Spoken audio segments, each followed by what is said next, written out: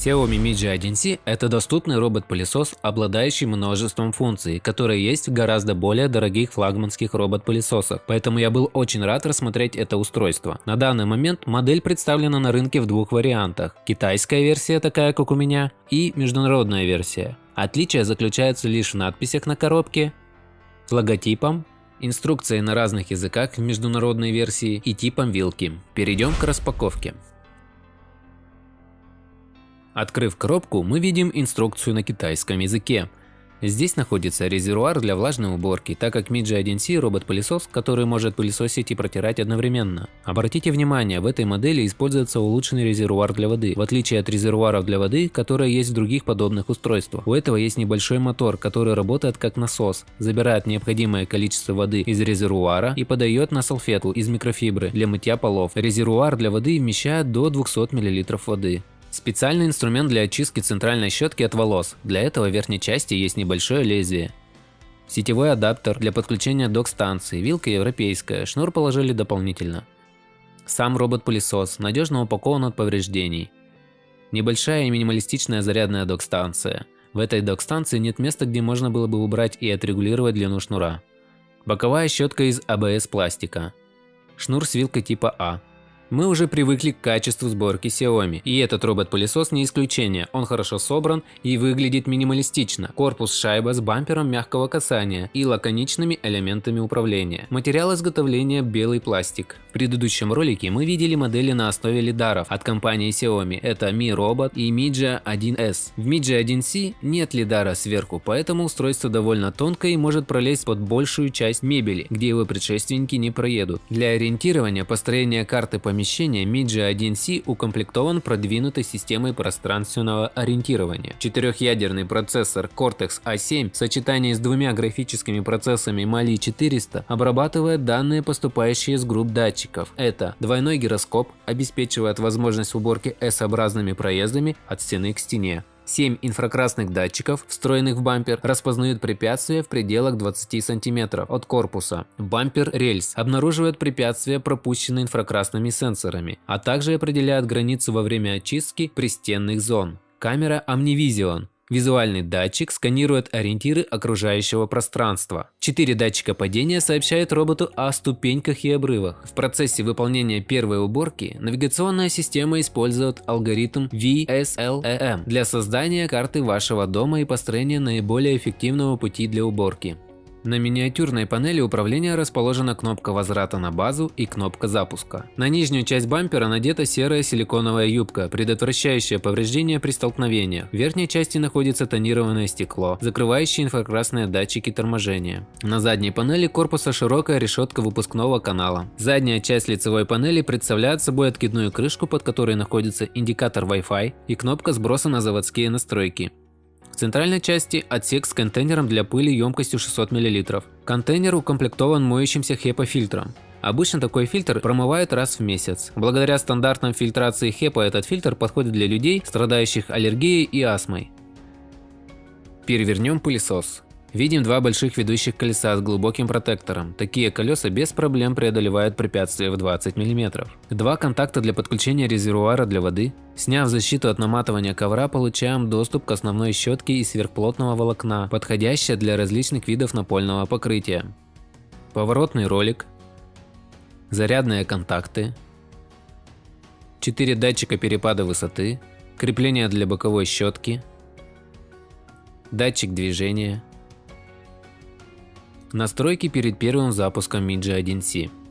Док-станцию нужно разместить на ровной поверхности напротив стены. Слева и справа от станции должно быть пространство в 50 см и 1,5 метра перед ней. Подключаем к сети. Нажимаем и удерживаем кнопку включения.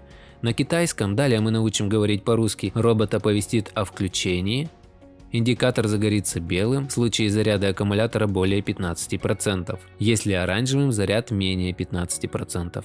Затем нажимаем кнопку «Док-станция», робот-пылесос автоматически припаркуется на док-станцию и начнется зарядка. До полной зарядки аккумулятора на 2400 мАч потребуется 120 минут. Пока Mi G1C заряжается, включаем на телефоне Wi-Fi, скачиваем с Google Play или с App Store приложение Mi Home.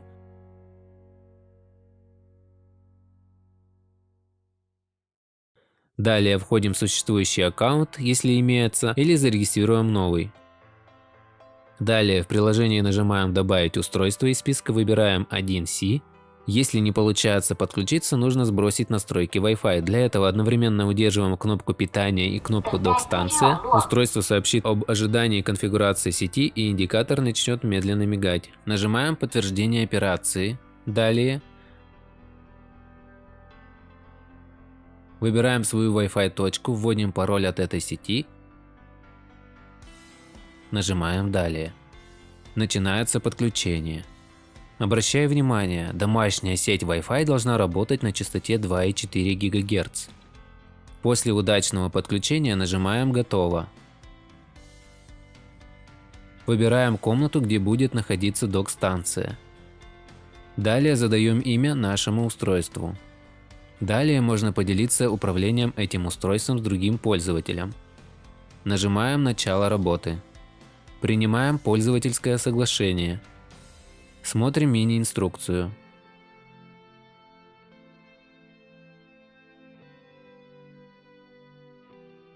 Нажимаем «Ок». Прилетит обновление, нажимаем «Ок». Этот робот-пылесос был изготовлен в мае 2020 года с установленной прошивкой 10.35. Идет процесс обновления до версии 10.59. минуя версию прошивки 10.45, при которой были окирпичивания устройства при использовании экспериментальных функций. После обновления попадаем в главное окно управления устройством. В самом верхнем углу отображается название устройства. Чуть ниже размещен статус-бар, где отображается состояние робот-пылесоса. Еще ниже можно узнать, какую площадь убрал пылесос, за какое время и уровень заряда аккумулятора. В центральной части располагается построенная карта помещения, местоположением док-станции и пылесоса. Ниже хорошо заметны две кнопки, дублирующие кнопки на самом устройстве. Это док-станция, возвращающая робота на подзарядку, и кнопка «Начать уборку» или «Приостановить уборку». Имеются 4 режима уборки. Это бесшумный, уровень шума 50 дБ, в таком режиме проработает до 110 минут. Стандартный,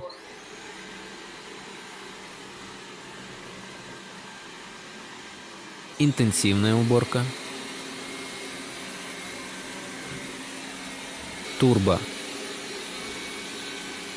Уровень шума около 65 дБ. В таком режиме проработает до 40 минут. Ниже блок с настройками уровня воды, то есть степень подачи воды из резервуара на салфетку из микрофибры. Низкий, средний, высокий. Чтобы результат влажной уборки был эффективнее, нужно перед началом намочить тряпку и каждые 30 минут влажной уборки споласкивать ее. Модулем для влажной уборки следует пользоваться при необходимости. Когда робот-пылесос заряжается или не требуется влажная уборка, снимите модуль, вылейте воду из резервуара и промойте тряпку для предотвращения появления плесени и неприятного запаха. Плановой уборке можно задать время начала, повтор уборки и режим уборки. Для смены языка голосовых оповещений переходим в этот пункт. Выбираем, нажимаем «Использовать». В правом верхнем углу нажимаем на 3 точки, попадаем в меню настроек. Активировав режим экспериментальных функций, станет доступно использование виртуальных стен и возможность установки запретных зон на карте. При каждой уборке карта помещения будет улучшаться и сохраняться. Процесс уборки будет отображаться в режиме реального времени. Также соответствующий пункт появится на главном экране ниже плановой уборки. Чтобы воспользоваться данными функциями, нужно, чтобы робот-пылесос завершил несколько уборок. Поставим виртуальную стену, протестируем.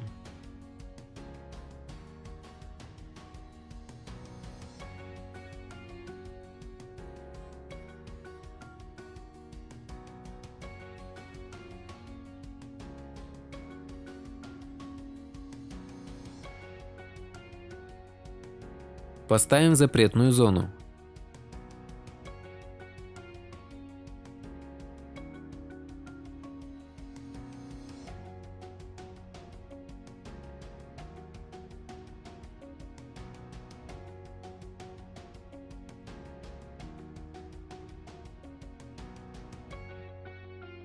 Нажав на этот значок, можно выбрать зону и площадь уборки. Отметил зону уборки за виртуальной стеной. Начинаю зонированную уборку.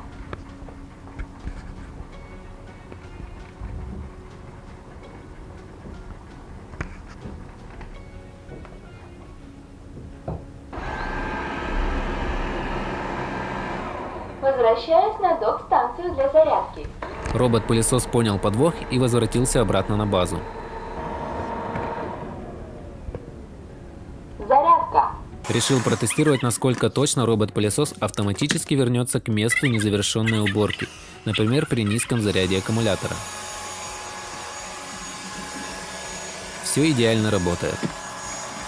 Возвращаемся в меню настроек. В настройках устройства нужно задать часовой пояс для синхронизации телефона и робота-пылесоса, чтобы корректно работала запланированная уборка и режим «Не беспокоить». Настройка громкости голосового оповещения. В режиме «Не беспокоить» робот-пылесос не будет автоматически возобновлять уборку в течение указанного периода, но запланированная уборка будет проводиться. Ниже есть возможность включить или выключить уведомления. В истории уборок показано суммарное время и площадь уборки. Ниже отображаются все выезды помощника. Нажав на строчку, отобразится карта помещения, которой можно поделиться. В пункте «График обслуживания» отображается степень износа таких элементов, как HEPA-фильтр, боковая щетка, основная щетка. Все расходные материалы вы можете приобрести, перейдя по ссылке внизу под видео, как по отдельности, так и комплектом с хорошей скидкой. Пункт «Пульт дистанционного управления» поможет вам вручную направить робот-пылесос на нужное место дислокации. В общих настройках можно сменить имя устройства, назовем это устройство Далек, те что в сериале «Доктор Кто».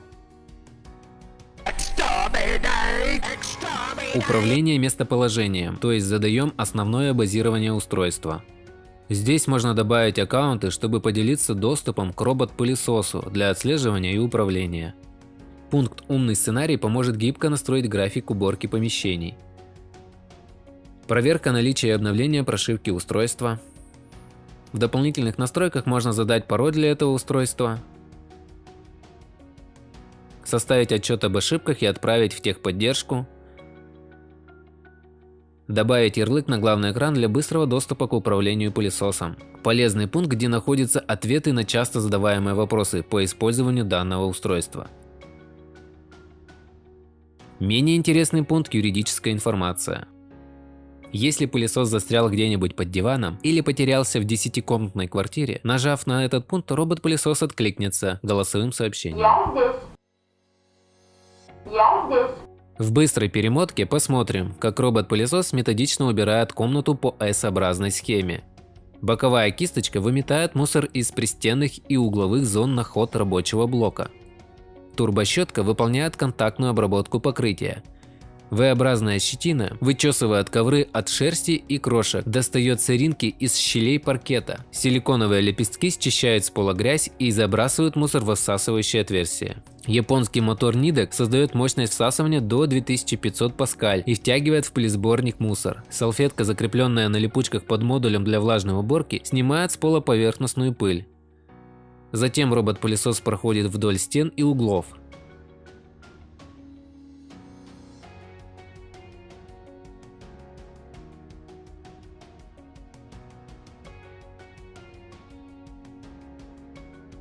И завершает уборку, заезжая на док-станцию. Под видео находится ссылка на скачивание инструкции, в которой вы узнаете, как ухаживать за робот-пылесосом, как устранить неполадки и многое другое. Midge 1C с функцией сухой и влажной уборки – это отличный робот-пылесос для небольших квартир, с высокой мощностью всасывания для чистки толстых ковров, построением и сохранением карты помещения, с функцией установки виртуальных стен и запретных зон, с простым управлением через приложение, а главное – стоимостью до 15 тысяч рублей. Xiaomi Midge 1C – это 100% отличная покупка. Спасибо за просмотр.